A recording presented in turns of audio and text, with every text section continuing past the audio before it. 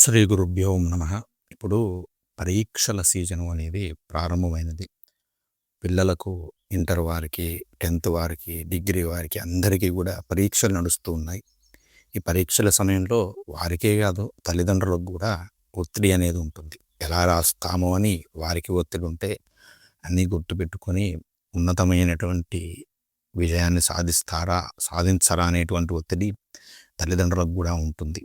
కాబట్టి ఆ ఒత్తిడిని వారి మీద చూపిస్తూ కూడా ఉంటారు. కాబట్టి ఈ సమయంలో అలా చేయకండి. వారిని ప్రోత్సహించండి. మీలో ఒత్తిడి ఉంటే దాన్ని తగ్గించుకుని వారి ఒత్తిడి తగ్గించే విధంగా ప్రయత్నం చేయండి. చక్కగా ఈ పరీక్షలకు వెళ్ళే సమయంలో వారు చదువుకోవాలి. పరీక్షల్లో విజయం సాధించాలి అంటే చక్కగా ఉద్యోగం పురుష లక్షణం అని శాస్త్రం ఏం చెప్పింది. ఉద్యోగం అంటే ప్రయత్నం చేయాలి. మన ప్రయత్నాన్ని మనం ఎంతవరకు మన బుద్ధి సహకరిస్తుందో అంతవరకు కూడా చక్కగా చదువుకోవాలి. దానిని గుర్తుపెట్టుకునేటువంటి ప్రయత్నం చేయాలి. ఎంత చేసినా కూడా కొడుతున్నాము అనుకుంటే, ఇవి సాధించలేకపోతున్నాము నేమో అనేటువంటి భయం వస్తుంది అనుకుంటే కొన్ని శ్లోకాలు చెప్తాను. చక్కగా చిన్న చిన్న శ్లోకాలు చెబుతాను. ఇది ధైర్యాన్ని ఇస్తాయి.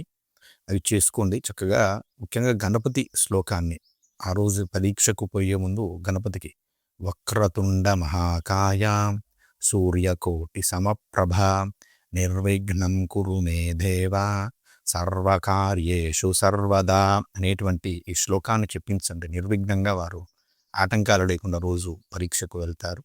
ఆ తర్వాత జ్ఞానానందమయం దేవం నిర్మల స్ఫటికాకృతిం ఆధారం సర్వ విద్యానాం హయగ్రీవముపాస్మహే అనేటువంటి ఈ శ్లోకాన్ని రోజు చెప్పించండి.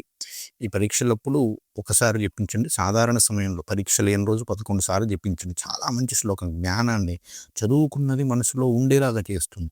ధారణాశక్తిని పెంచేటువంటి శ్లోకం ఇది. దీంతో పాటు గురవే సర్వలోకానాం భిషజే భవరోగిణాం నిధయే సర్వ విద్యానాం దక్షిణామూర్తయే నమః అనేటువంటి దక్షిణామూర్తి శ్లోకాన్ని శివాయ గురవే నమః అనేటువంటి అద్భుతమైన దక్షిణామూర్తి గురుమంత్రాన్ని దీన్ని చెప్పించండి. చాలా మంచి ఫలితాలు వస్తాయి. మీరు ఎక్కువగా భయపడుతున్నారు అనుకుంటే జయమంత్రాలను చెప్పించండి. హనుమత్ జయమంత్రాలు ఉంటాయి కదా, అందరికీ తెలిసే ఉంటాయి.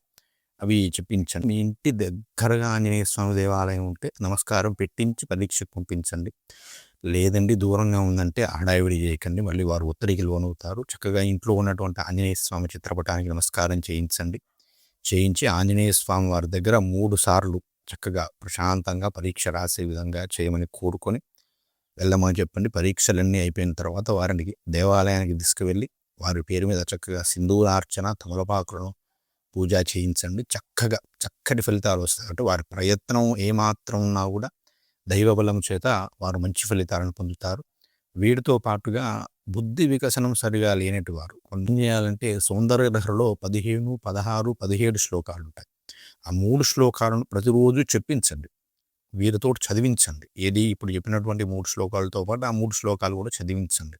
ఇదంతా చేయడానికి ఒక 5 నిమిషాల సమయం పడుతుంది అంతే. మరీ మీకు సమయం ఉంటేనే ఇవన్నీ చేయించండి. లేదంటే కనీసం ఒక 15వ శ్లోకాన్నైనా, సౌందర్యలహరి 15వ శ్లోకాన్ని ఒక్కదాన్నైనా సరే చెప్పించి చక్కగా పంపించండి.